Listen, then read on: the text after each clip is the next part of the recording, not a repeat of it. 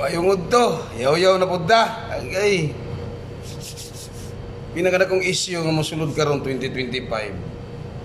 Mao kining moabot na suma sa balita. Sumala sa atong nakita na dungog na balita. Wala ang budget sa PhilHealth 2025. Wala na daw kunoy PhilHealth. Yun sao naman lang ni. Kami ani, kita, mga yano, simple nga mamumuo. Magsaligta sa mga health benefits nga itong madawat sa mga nasa politiko. Lisod na. Para asa pa. Di ba? Ay.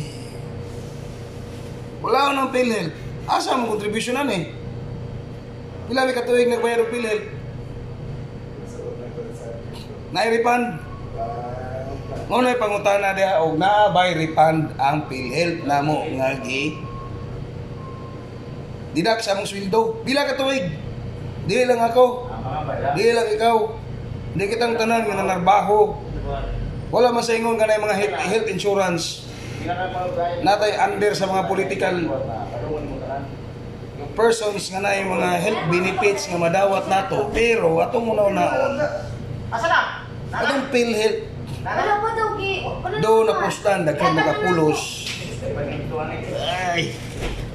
Ako nakapulos sa PhilHealth pero sa katong ubang tao, isa ka isa wala bisan ka isa wala nila na posta na ng PhilHealth. Ako na doktor ako mabigyan ng mga ibuligid. Nya wala ng pundo ug mga ospital Oroy. PhilHealth Philippine Health meaning para sa mga tao. Yan yung walaon. I-public hearing siguro na, oy. I-public hearing. Wala mi kabalo og asa gigamit ang pundo sa PhilHealth. Kay halos kada sweldo namin deduction PhilHealth. Halos kada bulan na deduction PhilHealth. Pero karon nang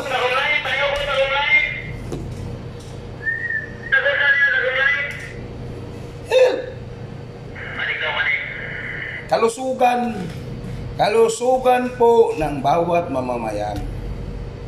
Kung mawawala man yung PhilHealth, sana po may panibago pong health insurance. May panibagong health insurance na lalabas yung gobyerno. Yun po yun. Yun po ang tanong. Ngayon kung mawawala yung PhilHealth,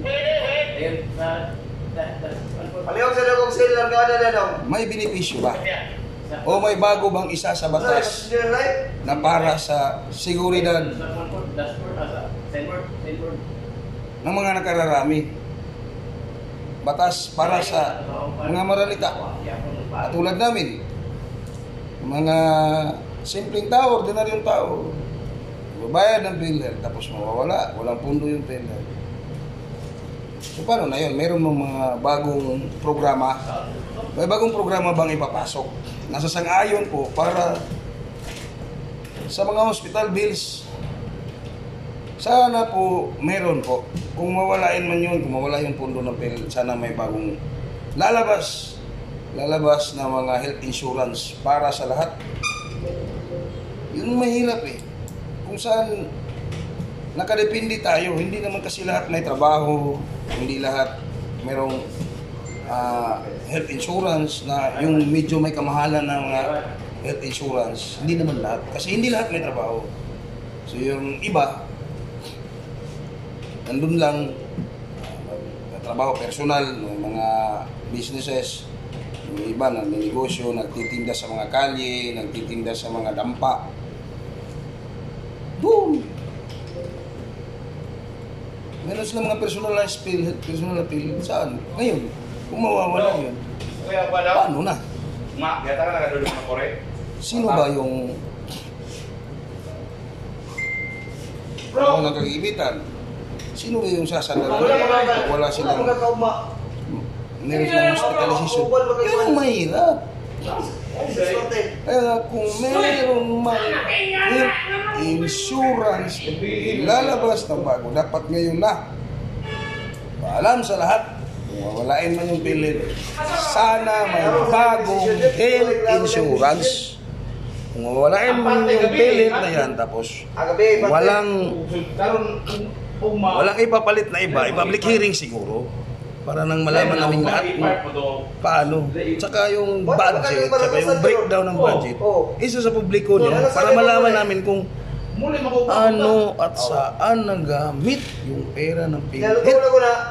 Bakit walang pondo sa 2025? So ang tanong, may refund ba yung PhilHealth na wala ng pondo na dinidak sa sweldo namin at binayad ng mga private sectors? Paano yun ngayon? Wala na. Yun lang po. Sana naman po kung meron mang mawala, merong papalit. Kung wala man, sana po may refund naman. Kahit konti lang naman kasi nagamit yung pera eh. Ginamit yung ibang pera, hindi namin alam kung saan ginamit. Yun lang. Sana malaman namin yung breakdowns ng kung saan nagamit yung perang dinidak. Nasweldo namin sa PhilHealth at saka yung mga private sectors na nagbabayad ng pansarili para sa PhilHealth. Sana naman po kung meron man walang budget saka mawawala yung PhilHealth,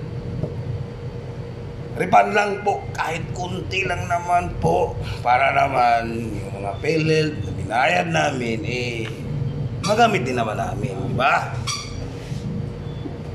Yun lang. Nangapon.